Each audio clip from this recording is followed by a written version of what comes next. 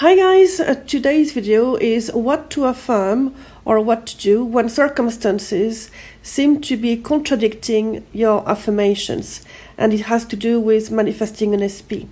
This question has been submitted to me by one of my lovely Zen viewers, and I understand that it can be discouraging when you affirm.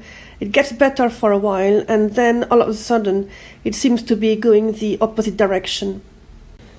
If you are new here, welcome, and if you are one of my regular viewers, thank you very much for watching this video. My name is Sabine from zennumerostar.com. So what's going on, and is there anything you can do? The answer is yes, there is something you can do. But first, let's see what's going on. This video might well be the video that will answer many questions you've been wondering about for a long time, around the bridge of events, as it's called. So what's happening is that you've been believing in a few things about you, about your SP, and about relationships overall for quite some time. When you've become more familiar with manifesting, you've understood that you could change your beliefs for your life, including your SP, to adjust to your new beliefs. Okay, so we are on the same page. The thing I have understood during my own journey is that, and that is not really talked about, I think, at least not that I've seen it mentioned anywhere so far, is that what you usually do is that you affirm on top of the old beliefs. You excitedly come up with affirmations and off you go, affirming new things over and over again. This can work for smaller things, it did in my journey, but for bigger things it wasn't so easy until I discovered what I was doing to myself. See, when you affirm on top of solidified beliefs, you're trying to suppress previous beliefs, but the truth is, unless you believe so much in the new beliefs that the previous ones bear no meaning and have no weight anymore, your previous ones will always prevail. I thought it was a matter of persisting in affirming the right stuff, but the truth is that in my case anyway, it wasn't enough. So I would see some improvement for a while, and then what is called a bridge of events would happen, which is very nice.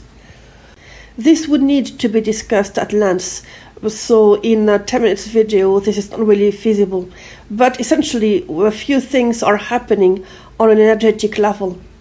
What you need to understand is that this is not meant to be that your manifestation has landed and is opposite to what you want.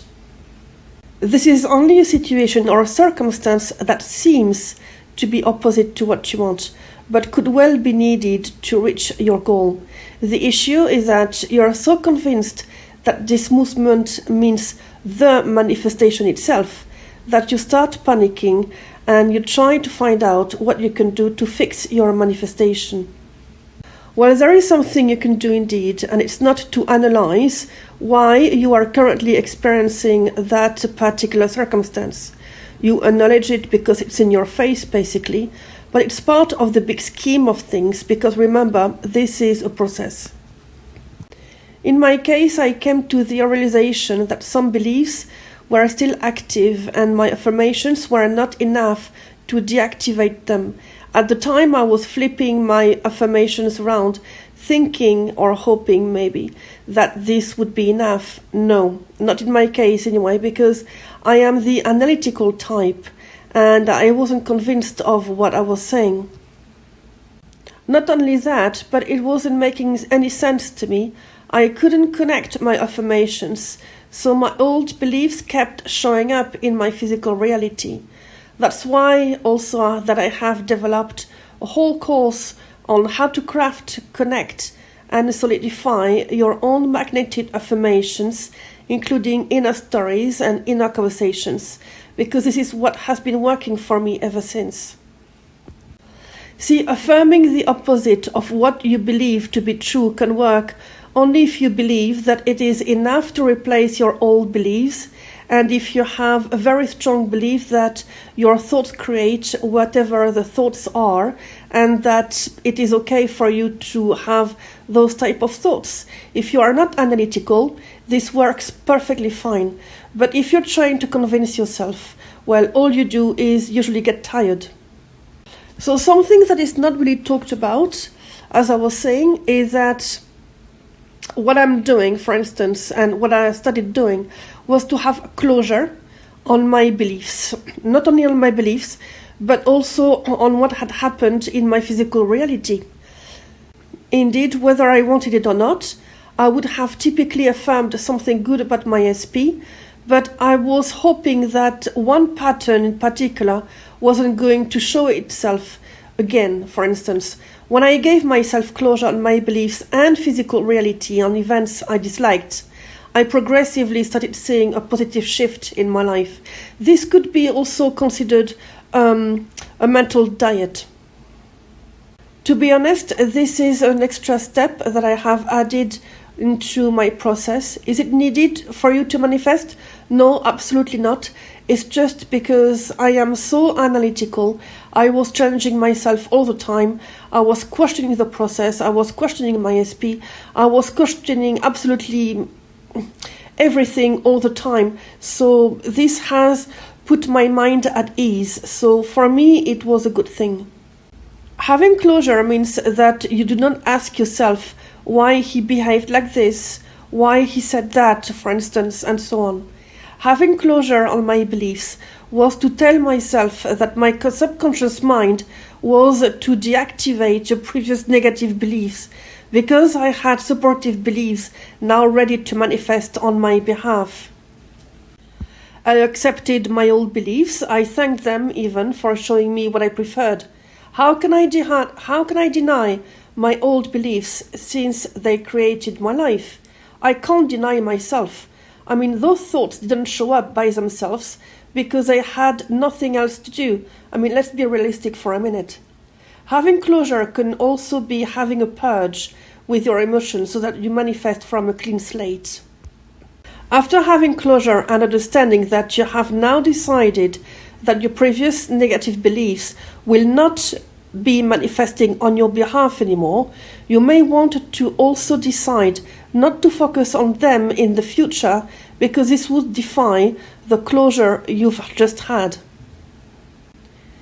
Now you can start affirming what you want without being worried of what you may still see in your physical reality until your new beliefs really kick in. Connect with your affirmations, with your stories and enough conversations. Stand behind them, identify with them, give them focus and direction.